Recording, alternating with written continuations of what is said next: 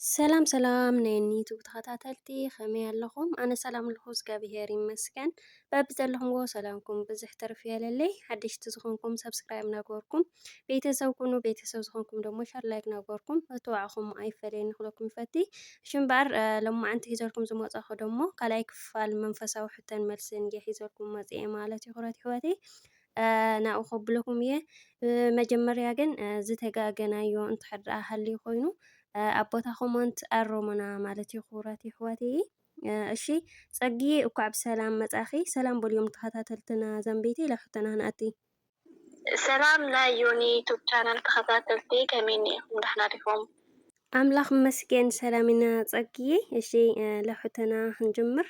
በስመ አብ ወወልድ ወመንፈስ ቅዱስ ዋህድ አምላክ አሜን።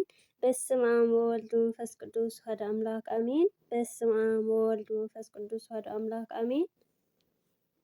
እሺ ፀጊዬ ቀድመይ ሕቶ እስራኤላውያን ናብ ግብፂ ክኣትዉ ከለዉ ክንደይ ነፍሳት ነበሩ?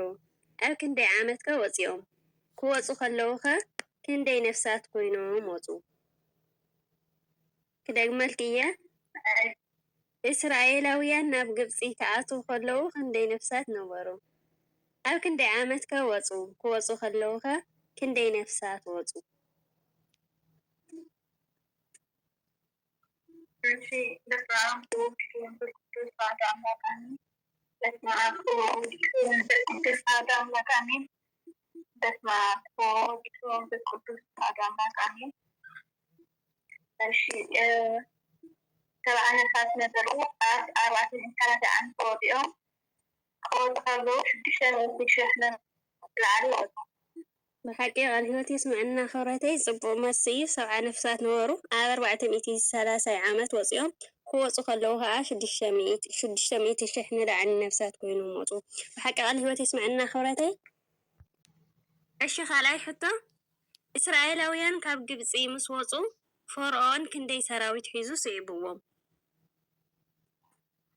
እሺ 85,000 ሰራዊት ሒዙ ስዒብዎም። ቃል ሂወት የስምዐና ትኽክል መልሲ 85,000 ሰራዊት ሒዙ ስዒብዎም የኽብረለይ። ሳልሳይ ሕቶ ሊቀ ነቢያት ሙሴ ብዕለት ክንደይ እዩ ሓንቲ ቆጥቋጥ ግናኸ ቆፅላ ዘይቃፀል ርዩ? እሺ ብዕለት 8 መስከረም። ብሓቂ ቃል ሂወት የስምዐና ፀጉ በረከት እዩ ዝሕልኪ ኽብረተይ። ቀጻል ሕቶና እዛ እትኸደላ ዘለኻ ምድሪ ቅድስቲ እያ እሞ ኣስኣንካ ካብ እግርኻ ኣውፅእ ዝተባሃለ ነቢይ መን ይበሃል? መን እዩ ከምኡ ኢልዎ? እሺ ሊቀ ነቢያት ሙሴ ይበሃል። ጎይታና መድሓኒትና ኢየሱስ ክርስቶስ እዩ ከምኡ ኢልዎ። ብሓቂ ቃል ሂወት የስምዐና ትኽክል መልሲ ኽብረተይ። እሺ ሰበይቲ ዮሴፍ መን ትበሃል? እስኒት ትበሃል። ብሓቂ ቃል ሂወት የስምዐና እስኔት ትበሃል። እሺ ንጉስ ፈርዖን ንዮሴፍ ዘውፅኣሉ ስም መን ይብል? ደግመልክ እየ ንጉስ ፈርዖን ንዮሴፍ ዘውፅኣሉ ስም መን ይብል? እሺ ጣፍናት ጣዕናሕ ዝብል ስም ኣውፅአሉ። ኣዮ ብሓቂ ቃል ሂወት የስምዐና ትኽክል መልሲ ኽብረተይ። ሊቀ ነቢያት ሙሴ እታ እትነድድ ቆጥቋጥ ዝረኣየሉ ወዲ ክንደይ ዓመት ነይሩ?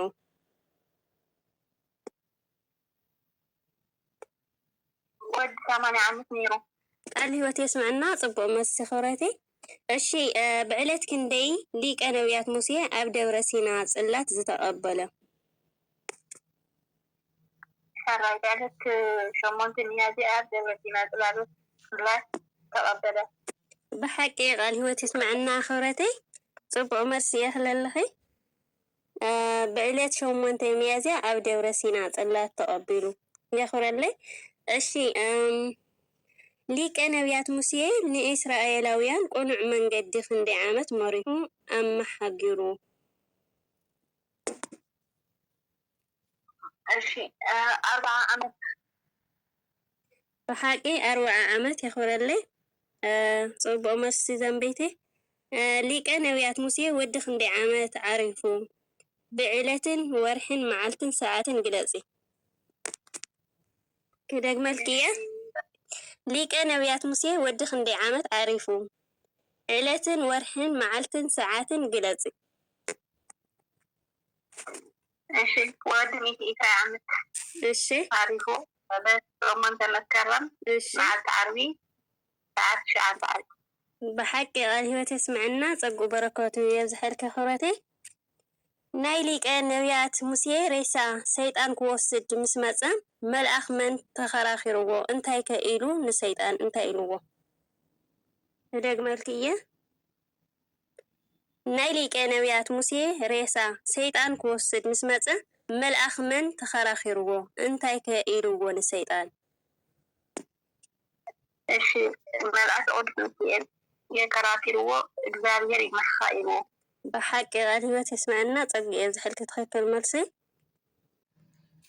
أبون أديون نلقى نبيات موسى من يبهالو معسكر توليدو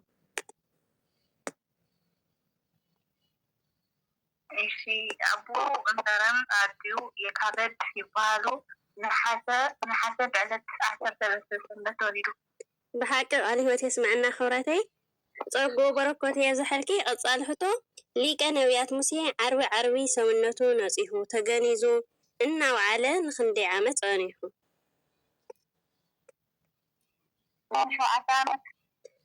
ቃል ህይወት የስምዕና ን7 ዓመት ጸኒሑ ሓቂ ትክክል መልሲ ቀጻሊ ካብ ሰብኣ ሰገል ዕጣን ሒዙ ዝመፀ መን ይበሃል ወዲ ክንደይ ዓመት እዩ ከነገዱ ካብ ምንታይ እዩ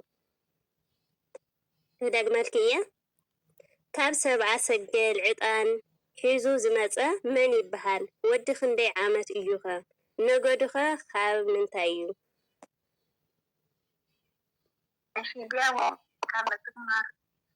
እሺ በዲጃ ስፋ ይበሃል ወዲ 40 ዓመት እዩ ነገዱ ካብ ነገደ ያፌት እዩ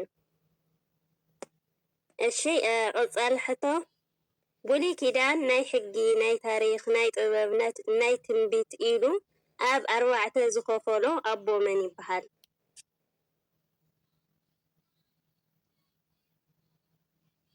አቦ ቅዱስ ቆርኔሌዎስ ዘኢየሩሳሌም ይበሃል بحق قال هو تسمعنا أبو قدوس كيرلس زإيرساليم يبهال بحق تخكل ملسي بولي كيدان زبيل سيامة زحابة أبو من يبهال أبو قدوس ملاوتي يبهال بحق قال هو تسمعنا صبو بركوتي يزحلكي خوراتي تخكل ملسي إحلال لخي أشي قلصال حتو مدراوي ملأخ زبهال من إيو مطمع ملكوت يوهنس بحق قال هو تسمعنا مطمع ملكوت يوهنس እሺ እግዚአብሔር ንቃኤል ሓውካ ኣበይ ኣሎ ምስ በሎ ቃኤል እንታይ ኢሉ መለሰሉ ደግመልክ እየ እግዚአብሔር ንቃኤል ሓውካ ኣበይ ኣሎ ምስ በሎ ቃኤል እንታይ ኢሉ መለሰሉ ረዛኝ ዲአውን ካብ ዘሕዋት መልክማር እሺ ቃኤል ድማ ኣይፈልጥን ኣነዶ ሓላዊ ሓወ እየ ኢሉ መለሰሉ ኣብ ዘፍጥረት 4:9 እሺ ቀጻሊ ሕቶ መጽሐፍ ቅዱስ ንምንታይ ቅዱስ ተባሂሉ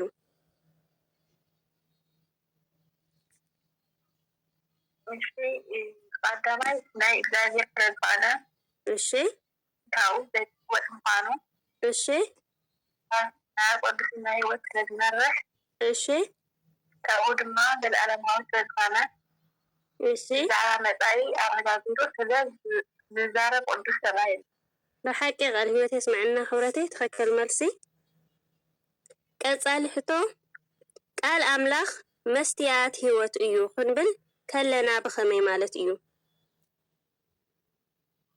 ክደግመልክ እየ ቃል ኣምላኽ መስትያት ህይወት እዩ ክንብል ከለና ብኸመይ ማለት እዩ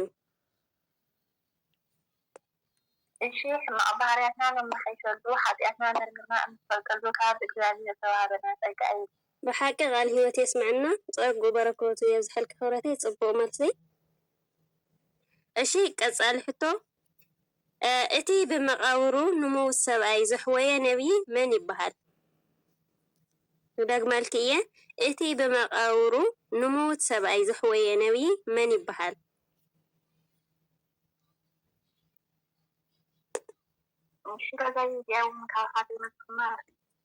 እሺ ነቢይ ኤልሳዕ ይበሃል። ካልኣይ ነገር 13 ፍቅዲ 20 ሻብ 21 ንረክቦ። እሽቲ ቀፃሊ ሕቶ ንኣምላኽ ክብሪ ስለ ዘይሃበ ሓሲኹ ዝሞተ ንጉስ መን ይበሃል?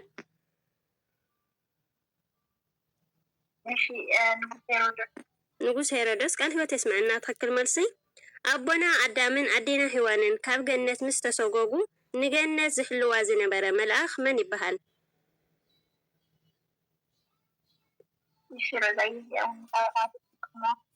እሺ መልኣከ ኮሪበን ይበሃል። ዘፍጥረት 3 ፍቅዲ 24። እሺ ዝነጠበን ዝጎደለን ብኣፈ ትጉሃን መልኣኽ ተኣረመልና። ስብሃት ለእግዚአብሔር ወለወላዲቱ ድንግል ወለመስቀሉ ክቡር ኣሜን። እሺ ፀግየ ማዕረይ ብጣዕሚ የኽብረለይ ማለት እዩ። ትሕተታተይ ክትመልስ ስለዝመፃኺ ክብረት ይሃበለይ ዛንበይተይ ኣዝየ እየ ዘመስግነኪ። እሺ ሮዛይ ኣነ እውን ብጣዕሚ እየ ለመስግን ኣኽቢርኪ ሕቶታቶም ክምልስ ዝዓደምኩኒ ብጣዕሚ እየ ለመስግን። እሺ ክብራት ኣሕዋትየ ናሎማዓንቲ ትሕዝቶና ከምዚ ትሪእዎ ነዚ ይመስል ነይሩ። ክሻ ብካሊእ መደብ ንመፀኩም ናያትኩም ምትብባዕ ኣይፈለየና እናበልና ትሆነ ሃናፂ ርእይቶ ደሞ ካብ ልቢና ነመስግን። ሃናፂ ርእይቶ ዘበለ ቦታኹም ተቐምጡለይ። ክሻ ብካሊእ መደብ ንመፀኩም ባይ ባይ ድሕን ቀኒ እዩ።